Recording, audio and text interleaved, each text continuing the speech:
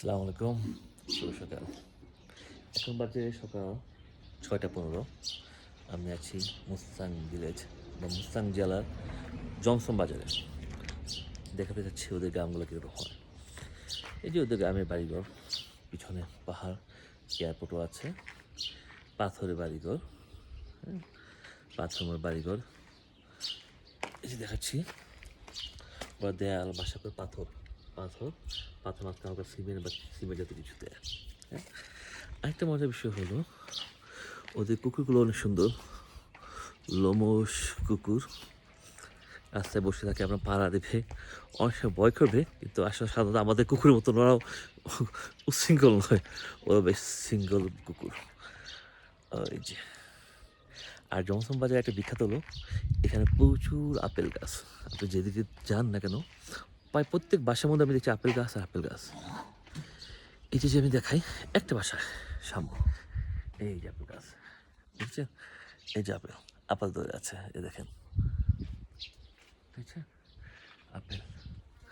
ওদের আপেল হলো কমন, প্রায় প্রতি বাসায় থাকে। এখন আপেল সিজন না, আরও 1-2 মাস লাগবে পাকতে। আমি যতটুকু শুনেছি ওদের কাছে, স্থানীয়দের কাছে, আপেলের সিজনে আপেল বাগান থেকে যত খুশি আপেল ফ্রিতে খাওয়া যায়। জমসম অনেক উঁচুতে এলাকা, তাই আমাদের গতকাল থেকে শ্বাস নিতে একটু কষ্ট হচ্ছে, অক্সিজেন মাত্রা কম, গলার দুধ তো শুকিয়ে যায়, শ্বাস নিতে কষ্ট হচ্ছে আসলে। রাস্তা রাতে ঘুমও হয়েছে কম, কেন অক্সিজেন মাত্রা কমের কারণে ঘুমে কিছুটা ব্যাঘাত ঘটে।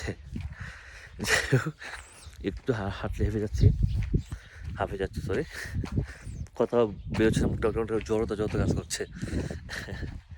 আমি সামনে যাবো না, ওদের গ্রামটা একটু জাস্ট দেখিয়ে দিই। ওই যে গ্রামের বাড়িঘর, ওই মালভূমি, গাছ, আর ওই যে পাহাড়। এখন ওদের সময় শীতকাল বা গ্রীষ্মকাল, তারপরও কিন্তু তাপমাত্রা রাত্রেবেলা গতকাল ছিল 8 ডিগ্রি সেলসিয়াস। প্রচুর ঠান্ডা, যদি ঠান্ডা ওরা মোটা জ্যাকেট পরে, কিন্তু আমাদের কাছে ভালো লাগছে, বাংলাদেশে প্রচুর গরম, এই শীতটা আমরা এনজয় করছি। আসলে কষ্ট হচ্ছে, সরি। ওকে, ভালো থাকুন। আর যারা আসলে একটু অ্যাডভেঞ্চার এক্সট্রিম লেভেলের সৌন্দর্য দেখতে চান, তারা অবশ্যই মুস্তাং রাখবেন। মুস্তাং, মানাং, এইগুলো নেপাল আসলে সৌন্দর্য। অনেকে বলে নেপালে কিছুই নেই, আমিও প্রথম বয়সে বলছিলাম নেপালে কিছুই নেই তেমন।